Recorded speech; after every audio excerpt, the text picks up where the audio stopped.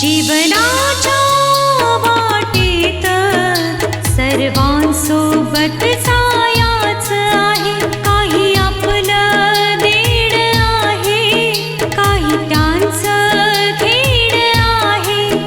जे मिळालं सुख त्याचं काय, जे हसू हरवलं त्याचं काय. क्षण क्षण थांबून नियती घेते जीवनाची परीक्षा. परीक्षा ही परीक्षा. परीक्षा खरी परीक्षा. हे बघ, आता सगळी भीती दूर झाली. डॉक्टरचा रिपोर्ट आलाय. तू खरोखरच आई होणार आहेस भारती. हो. का? असं काय लिहिलंय त्या रिपोर्टमध्ये? रिपोर्टमध्ये लिहिलं आहे की भारती खरोखरच आई होणार आहे.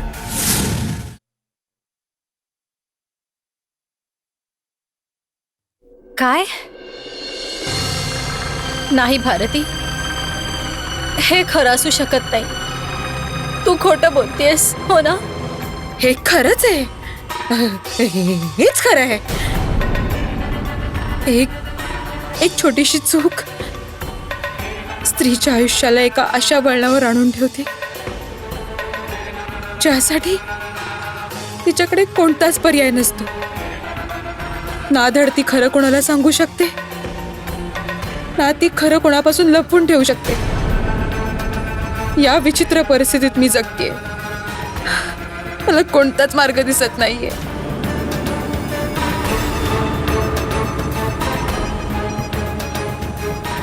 विश्वास ठेवायला मन तयारच नाहीये. पण भारती, मी तुझ्या बोलण्याला नाकारू शकत नाही. मला तर हे समजतच नाहीये की भारती तुझ्याकडून इतकी मोठी चूक होऊ शकते.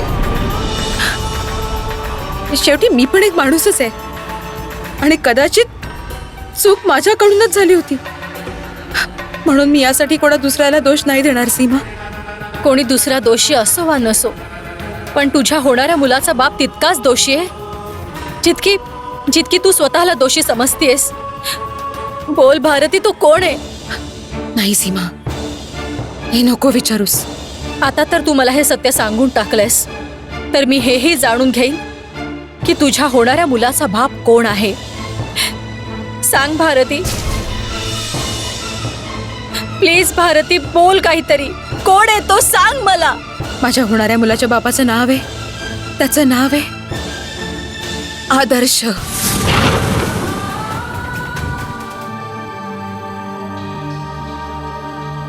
Good morning sir. Good morning. ते काय नाव आहे आपल्या फिल्मच्या हिरोईनचं? सर, माधुरी. हो, ती भेटायला येणार आहे. माहित नाही ती मला काय समजावणार आहे आणि काय समजते ती मला. तिला काय समजायचं ते समजू द्या सर, पण तुम्ही तर तिला चांगलं ओळखता ना? चांगलाच, अगदी चांगल्या प्रकारे. तू हे ऐकलं असेल की माणूस प्रेमाच्या धुंदीत काहीही बोलतो, पण इथे फिल्मची धुंद काहीही बोलायला भाग पडते. ते लोक आपल्या फिल्मसाठी काहीही करतील, काहीही. आणि मला हे जाणून घ्यायचं आहे की ही मुलगी काय करणार आहे. Good morning sir.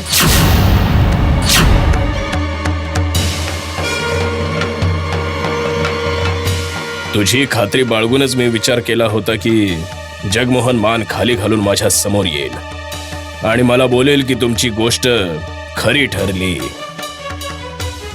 भारती आणि आदर्श खरोखरच लग्नाचं नाटक करत होते, पण तुझ्या या पोकळ शब्दांनी माझीच मान खाली झाली. सॉरी सर, पण आपल्यामध्ये अशी काही अट नव्हती की मान खाली जाईल की वरती उठेल.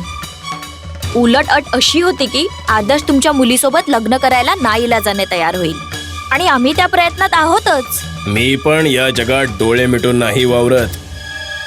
तुझ्या प्रयत्नांचे रंग जरा मलाही पाहायचे, पण तुझ्या प्रयत्नांमध्ये अजून तरी मला कोणताच रंग दिसला नाही. मला तुम्हाला प्रयत्नांचे रंग नाही दाखवायचे, उलट यशस्वी होण्याचे ते रंग दाखवायचे आहेत ज्यामुळे तुमच्या मुलीचे आयुष्य सुखी, समाधानी आणि रंगीत होऊन जाईल. फारच छान. आता तुम्हाला फक्त शांत राहून हा तमाशा बघायचा आहे सर. मी एक चुकी केली होती हे खरं सांगून की भारती आणि आदर्श पती पत्नी नाहीत, परंतु तुम्ही तर ते सर्वांसमोर सांगितलं. पण ते खरं तर खोटं आहे हे सिद्ध झालं ना. हो, त्या सर्व गोष्टी खोट्या सिद्ध झाल्या आणि तरी पण तू मला खऱ्याची खात्री द्यायला आली आहेस. मी इथे कोणत्या खऱ्या खोट्या गोष्टींची खात्री द्यायला नाही आले, उलट या गोष्टीची खात्री द्यायला आले की तेच होईल जे तुम्हाला हवंय. आदर्शचं लग्न तुमच्या मुलीशीच होईल. पण कसं? मी पण इथे डोळे बंद करून नाही बसलो. भारती आणि आदर्शच्या हालचालींवर माझी सतत नजर आहे. ज्या नात्यांबद्दल तुम्ही बोलत आहात ते आपापसातच भांडून तुटून जातील, अगदी तशीच जशी काच तुटून जाते. आणि या तुटलेल्या नात्यांचा आवाज तुमच्यापर्यंत नक्कीच पोहोचेल सर. बस फक्त तुम्ही थोडी वाट पहा. ठीक आहे, काही वेळ अजून वाट पाहूया. पण ही वाट मी नाही पाहणार. खरं तर ही वाट तुम्ही सर्वजण पाहणार आहात. जोपर्यंत माझी वाट संपत नाही तोपर्यंत तुमची वाट संपणार नाही. जर तुम्ही हे समजत असाल तर तुम्ही निर्धास्तपणे राहायला पाहिजे, कारण आता हे सर्व आमच्यावर आहे की आम्ही किती लवकर यशस्वी होतो. ठीक आहे, मला हे सांग की ही सीमा कोण आहे? तुमच्या रस्त्यात येणारी ही पण एक अडचण आहे, पण ही अडचण लवकरच दूर केली जाईल.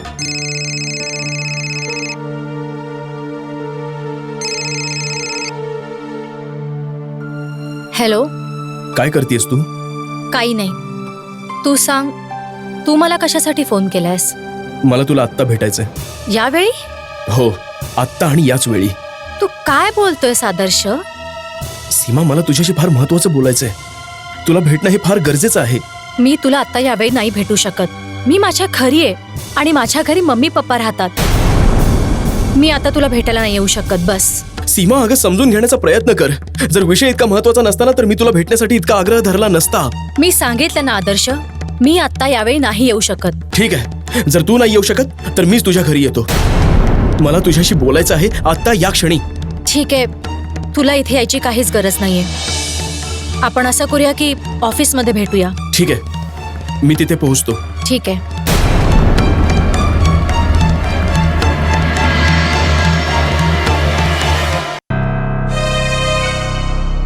काय झालं सीमा? मी कधीपासून तुला भेटण्याचा प्रयत्न करतो आणि तू मला भेटायला सरळ सरळ नकारच दिलास.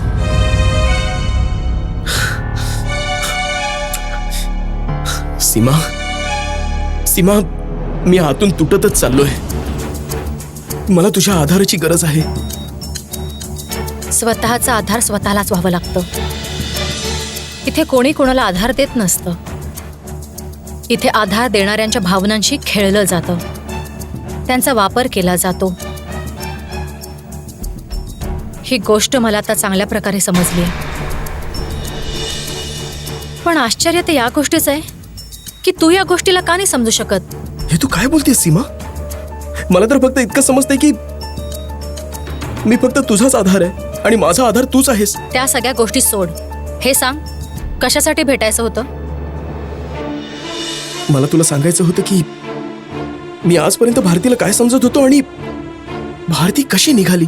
इतके दिवस सोबत राहून सुद्धा तू हे म्हणतोयस की तू भारतीला समजू शकला नाही.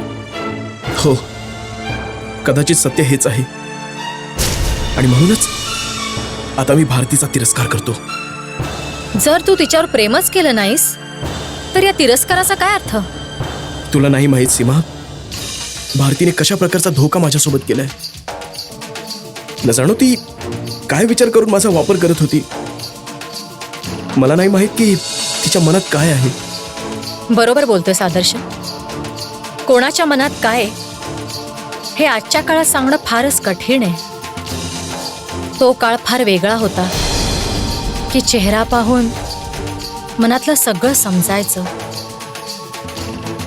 आज तर असं वाटतंय जसं प्रत्येक माणसाच्या चेहऱ्यावर आणखी एक चेहरा लावलाय. का? हे तू असं काय बोलतेस सीमा? मला स्वतःलाच काही समजत नाही आदर्श की मी कोणाशी बोलतेय. तुझ्याशी बोलतेय की स्वतःशीच बोलतेय? पण तू आपल्या हृदयावर हात ठेवून सांग की तू कधी कोणालाही धोका नाही दिलायस, कधी कोणाला अंधारात नाही ठेवलंयस. काय पाहतोयस आदर्श? तुटलेल्या मनाला परत परत यातना होतात ना, तेव्हा जखमा परत ताज्या होतात. पण कदाचित ही गोष्ट तुला कधीच समजणार नाही. असो, जर माझ्या प्रश्नाचं उत्तर मिळालं तर मला नक्की सांग. निघते मी. खरंच तू सिद्ध केलंस की तू एक दिवस फार मोठा ऍक्टर होशील. वा अरे वा, काय ऍक्टिंग केलीस तू. आता तू समजून जा, तुझा रोल निश्चित.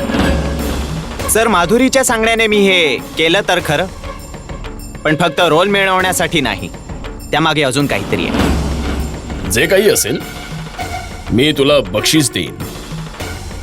आदर्शला तू तर खात्रीने पटवून दिला आहेस की तू तोच कुमार आहेस जो कॅनडातून आलाय आणि भारतीवर प्रेम करतो.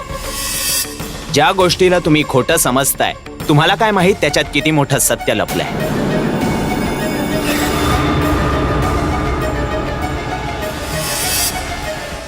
काय विचार करतोयस? नाही, काहीच नाही. मला फक्त जाणून घ्यायचं होतं की माझ्या या अचानक भेटीने आदर्शवर काय परिणाम झालाय. जो परिणाम व्हायला पाहिजे तोच झालाय. खरी गोष्ट हीच आहे की आदर्श आणि भारती जे पती पत्नी बनून राहतात, त्या दोघांमध्ये कोणतंच नातं नाही. आणि ही गोष्ट आदर्शच्या मनात गैरसमज निर्माण करण्यासाठी तुझ्याकडून करून घेतली. आता आमचं काम लवकरच होईल आणि फिल्म पण, जी तुझ्या करिअरची सुरुवात असेल. धन्यवाद गुप्ताजी. जाणून तर मलाही घ्यायचंय की तुमचा हा खेळ कुठपर्यंत चालू राहील आणि कधी संपेल. मला तर हा खेळ लवकरच संपवायचा आहे.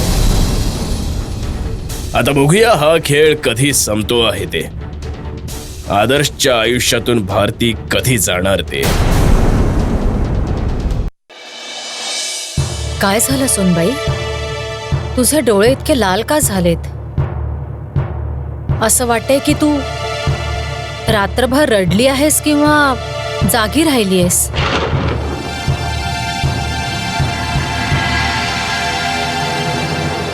हे सगळं काय आहे आदर्श?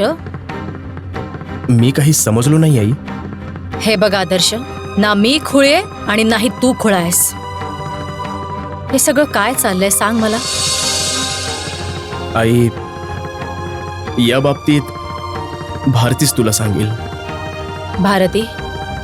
भारती तू सांग मला. भारती का सांगेल? तू का नाही सांगणार? बायको आहे ना तुझी. तुला माहित नाही रात्रभर रडत होती की जागी होती ते?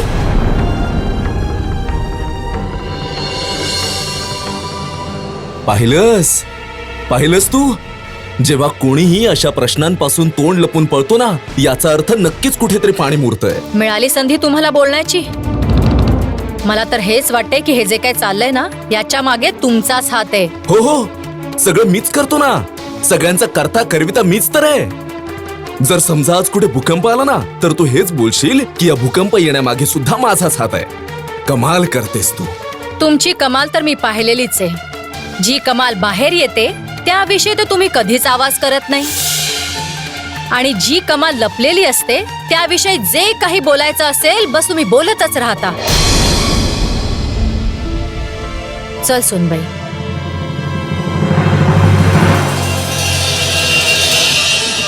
सगळं काही ठीक आहे, तर आदर्श आणि भारतीचे चेहरे का उतरले? मला परत परत असं का वाटतंय की माझ्या घरात काहीतरी गडबड आहे. ज्याला पाहावं तो बस मोठमोठ्या वार्ता करतोय. मोठमोठ्या वार्ता करून कुणाचं पोट नाही भरत. आतापर्यंत मी जगमोहनच्या बोलण्यावर विश्वास ठेवून गप्प राहिलो, आणि तू पण मला आतापर्यंत बोलण्यातच गुंतवून ठेवतीयस. तुम्हाला चांगल्या प्रकारे माहित आहे सर की हा विषय असला तसला नाही आहे. तुम्ही कोणाच्या घरी गेलात, मुलगा पाहिलात आणि लगेच लग्न ठरवलं. हो समजतं मला, पण मला हे तर समजू दे की तू करतेयस काय. असं तू काय करतेस की आदर्श त्या दोघांना विसरून माझ्या मुलीसोबत लग्न करायला तयार होईल? मी तेच करीत आहे जे कोणी सहजासहजी नाही करू शकणार. यासाठी किती धावाधाव करायला लागते, काय काय नाही करायला लागते हे फक्त मलाच माहित आहे. मला या गोष्टींशी काही घेणं देणं नाही. काहीच अर्थ नाहीये या गोष्टींना. प्रत्येक गोष्ट आतापर्यंत उलटीच झालेली आहे आणि गोष्ट इथपर्यंत आली आहे की भारतीय आदर्शच्या मुलाची आई होणार आहे. आणि तू अजूनही मला बोलण्यातच गुंतवून ठेवतेस. तुम्ही उगाच काही कारण नसताना स्वतःला त्रास करून घेतात. जर तुम्हाला सत्यच जाणून घ्यायचं आहे तर ऐका, भारती प्रेग्नेंट नाही आहे. कसल्या गोष्टी सांगतेस तू? तिचा प्रेग्नन्सीचा रिपोर्ट आलेला आहे आणि सर्वांनी मान्य केलंय. तो रिपोर्ट मीच बदललेला आहे. मीच सिद्ध केला आहे की भारती आई होणार आहे. आदर्श आणि भारती विचार करून वैतागले असतील की शेवटी असा रिपोर्ट येऊ कसा शकतो. खरं तर यामागे हात माझा आहे. पण यामुळे काय होईल? होईल नाही, झालं आहे. या मुलामुळेच भारती आणि आदर्श यांच्यात दरी निर्माण झाली आहे. आदर्श भारतीला चुकीचं समजतोय कारण आदर्शच्या समोर एका व्यक्तीने मान्य केलं आहे की भारती त्याच्या मुलाची आई होणार आहे. ओ, तर मग अशा प्रकारे भारतीला तू आदर्शच्या नजरेतून उतरवून टाकलंस. आदर्श तर भारतीला आता एक धोकेबाज मुलगी म्हणूनच समजतोय. पण मजा तर नंतर येईल. तर मग आता हेही सांग की सीमाच्या बाबतीत तू काय विचार केलायस? खरं तर सीमाचं लग्न झालंय. अजूनपर्यंत तिला तिच्या पतीपासून घटस्फोट मिळाला नाही. मी तिच्या पतीला भेटले. तो सीमासाठी फार वेडा झालाय. माझ्या सांगण्यावरूनच त्याने भारतीला फोनवर धमकी दिली आणि त्या फोनवरील धमकीमुळेच भारतीने सीमाला हे सांगितलं की ती आदर्शच्या मुलाची आई होणार आहे. आता तुम्ही विचार करू शकता की याचा परिणाम सीमाच्या मनावर काय होईल ते. हो, समजतंय मला. सीमाच्या नजरेत आदर्शची किंमत काहीच शिल्लक नाही राहणार. एक्झॅक्टली, हेच तर झालंय आणि हाच माझा खेळ होता. आणि अशा प्रकारेच आदर्शला भारती आणि सीमा या दोघींपासून वेगळं करू शकतो, जे मी केलं आहे. सीमाचा पती आहे मोनिश. त्याला मी उद्या तुमच्या घरी पाठवते. वाह, मोठ्या चतुराईने तू खेळ खेळलायस. सर, उद्देश जितका मोठा असेल तेवढेच प्रयत्न करावे लागतात. मी तुम्हाला सांगितलं होतं ना की मी तुमची अट कोणत्याही परिस्थितीत पूर्ण करेन. आता तुम्ही समजू शकता ना की मी तुमची अट लवकरच पूर्ण करेन. एकदा का भारती आणि सीमा आदर्शच्या आयुष्यातून निघून गेल्या तर मग फार सोपं होईल की ते म्हणजे तुमच्या मुलीचं लग्न आदर्श बरोबर करून देणं. रिअल लाईफ मध्ये का होईना पण रिअल आयुष्यात तू तुझी योग्यता सिद्ध केली आहेस माधुरी. वेल डन. आग जी लावायची होती ती मी लावली आहे. आता फक्त थोडी वाट पाहायची आहे की धमाका कधी होतोय ते आणि प्रेमाची नाती तिरस्कारामध्ये कधी बदलतात ते. सीमा, मी तुझ्या मधला जो बदल पाहतोय ना, काय त्याचं कारण मी जाणू शकतो? का सांगणं गरजेचं आहे का? हो, सांगणं गरजेचं आहे. कारण काल मी तुझ्या डोळ्यात जो तिरस्कार पाहिला ना, तो तिरस्कार पाहून रात्रभर मी झोपू नाही शकलो. आतापर्यंत आपण प्रेम करत होतो आणि काल अचानक असं वाटलं जसं आपण दोघं एकमेकांना अनोळखी झालो आहोत. एका क्षणात, फक्त एका क्षणात सीमा तुम्हाला परक करून टाकलंस. जो आपला नाहीये तो परकास राहिला तर चांगलंच आहे. कालपर्यंत जो आपला सर्वस्व होता तो आज आपला का नाहीये हेच तर मला जाणून घ्यायचंय. कालपर्यंत आपण एकमेकांच्या सुखांची स्वप्न रंगवत होतो, तर मग आज असं का होतंय की मी तुला माझ्या नजरेत सामावून घेतल्यानंतर तू मलाच तुझ्या नजरेतून उतरवून टाकलंस? प्लीज मला प्रश्नांमध्ये अडकवण्याचा प्रयत्न करू नकोस. हे प्रश्नच असतात जे सुखांचे शत्रू असतात. काल मी तुला विचारलं होतं ना की आपल्या हृदयावर हात ठेवून मला सांग की तू कधी कोणाला धोका तर नाही दिलास. आणि मला वाटत होतं की तुला तुझ्या प्रश्नांची उत्तरं मिळतील, पण तू अजून सुद्धा त्या प्रश्नांमध्येच अडकलायस. हो, कारण मी कोणाला धोका नाही दिला सीमा. का खोटं बोलतोयस आदर्श? तू का खोटं बोलतोयस? आणि तू समजतोस काय स्वतःला की तू सगळ्यांच्या भावनांशी खेळत राहशील आणि सगळेजण गप्प राहतील? किती स्वार्थी आहेस तू. तुला कोणाच्या भावनांची पर्वाच नाहीये. अरे मी तर म्हणेन की तू फक्त एकाशीच नाही तर सगळ्यांच्या भावनांशी खेळलायस, सगळ्यांना धोका दिलायस तू. काय बडबड करतेस सीमा? काय बडबडतेस तू? बडबड नाही करत आहे, हेच खरंय. तू एकाच्या नाही तर सगळ्यांच्या विश्वासाशी खेळलायस. काय हे खरं नाहीये की तू आपल्या लग्नाचं खोटं नाटक करून तुझ्या घरच्यांच्या विश्वासाशी खेळतोयस? की हे खरं नाहीये की तू भारतीचा विश्वास आणि तिच्या भावनाशी खेळतोयस म्हणून? घरच्यांसमोर लग्नाचं आम्हाला नाटक करावं लागलं हा आमचा नाईलाज होता. पण मी कोणाच्या भावनांशी खेळण्याचा प्रयत्न नाही केला आणि नाही मी कधी भारतीच्या भावनांशी खेळलोय. किती सहजपणे सांगितलंस तू. कारण तू कधीही भारतीच्या मनात डोकवण्याचा प्रयत्न केला नाहीस, हो ना? बस एक उपकार केलास. तो म्हणजे आपल्या घरात राहायला जागा दिलीस आणि या बदल्यात तिचं सर्वस्व हिरावून घेतलं. काय बोलतेस तू सीमा? हे काय विचित्र बोलतेस? तेच जे सत्य आहे आणि ज्या सत्याला तुला स्वीकारायचं नाहीये आणि ज्या सत्याला तू लपवण्याचा केविलवाणा प्रयत्न केलायस ते सत्य. मी तुझ्यापासून कोणतं सत्य लपवण्याचा प्रयत्न नाही केलाय सीमा. काय हे खरं नाहीये की भारती कोणा दुसऱ्याची नाही तर तुझ्याच मुलाची आई होणार आहे?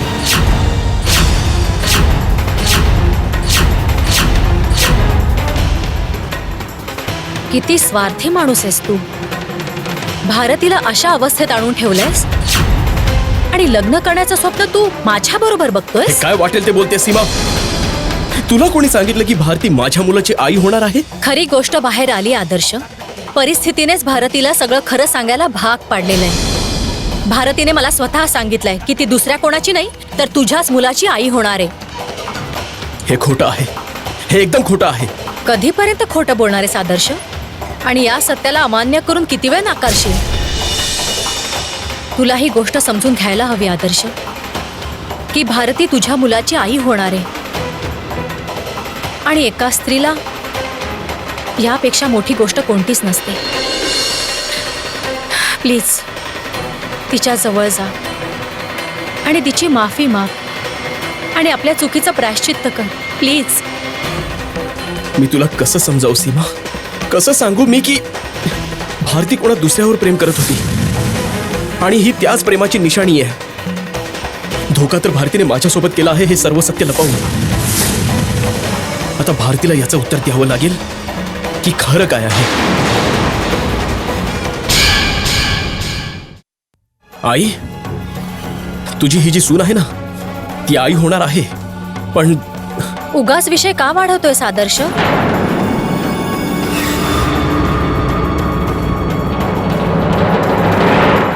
जर तुझी इच्छा नसेल तर मी भारतीला माझ्यासोबत नाही घेऊन जाणार. पण मला हे नकोय की माझ्यामुळे तुम्हा पती पत्नीमध्ये दरी निर्माण व्हावी. प्लीज आदर्श, माझं म्हणणं समजण्याचा प्रयत्न कर. तुम्हा दोघांमध्ये जी दरी निर्माण झाली ना ती पण माझ्या एका गैरसमजुतीमुळे.